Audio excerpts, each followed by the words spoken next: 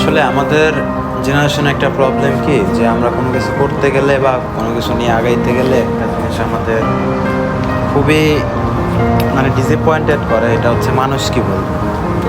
একটা জিনিস কি ভাই, দেখেন, আপনি যদি আজ বাদে কাল মইরা যান, আপনার মানুষ হয়তো বা 2 দিন মনে রাখবে, বেশি হলে 1 মাস, এর বেশি আপনাকে মানুষ মনে রাখবে না।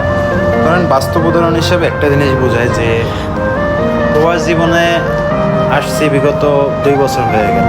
সামান্য এতটুকু চিন্তা করেন যে প্রবাস জীবনে আসছি, এর জন্যই মানুষ ভুইলা গেছে বা খবর নেয় না। আর একটা জিনিস কি, আপনি যদি মারা যান তাইলে মানুষ আপনারে হাইয়েস্ট 1 মাসে ভুলে যাবে। তো ওইটা ভাইবেন না যে মানুষ কি বলবে। মানুষ আসলে কখনো আপনার পরিশ্রম দেখবে না, আপনি কি করতেছেন। আপনি যদি সফল হন, মানুষ আপনাকে বাহবা দিবে, এইটাই। আর আপনি যদি অসফল হয়ে যান, মানুষ আপনাকে ছোট করবে, হ্যান ত্যান। তো ওইটা ভাইবেন না যে মানুষ কি বলবে। আপনার যেটা মনে চায় কইরা ফেলান। মনের শান্তি বড় জিনিস। আপনি যে জিনিসটা শান্তি পাইতেছেন, মনে হইতেন যে এই জিনিসটা করলে আমি কিছু করতে পারবো, ওইটা করেন।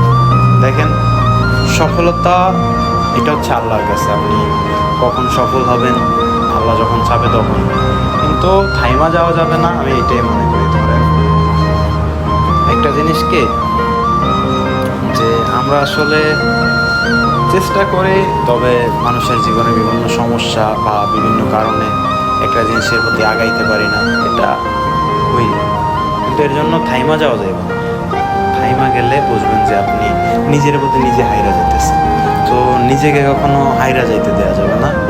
এটাই থেকে আপনার যেটা মন চায় যে কোনো কিছু আপনি করে ফেলেন।